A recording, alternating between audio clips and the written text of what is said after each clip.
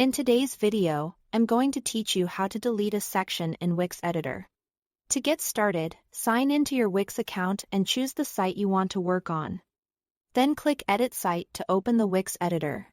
This is where you can make layout and design changes to your website, including removing sections you no longer need. If you're cleaning up a page, simplifying the design, or replacing old content, deleting a section is a quick way to do that. Once you're inside the editor, go to the specific page that contains the section you want to remove. Make sure you're on the correct page before deleting anything, especially if your site has multiple pages with similar layouts. Taking a second to confirm this can help you avoid removing the wrong content. Next, click on the empty space inside the section you want to delete. This part is important because you want to select the section itself, not an individual text box, image, or button inside it.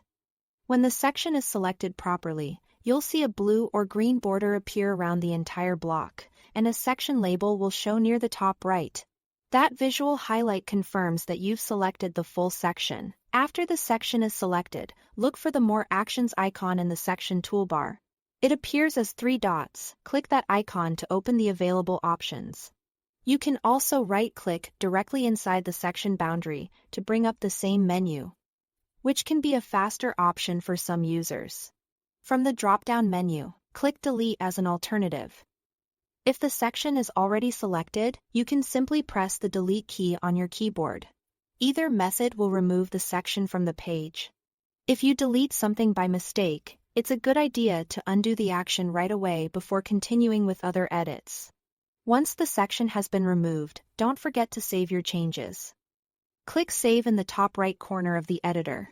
Saving keeps your work secure in the editor, but it won't update the live website just yet.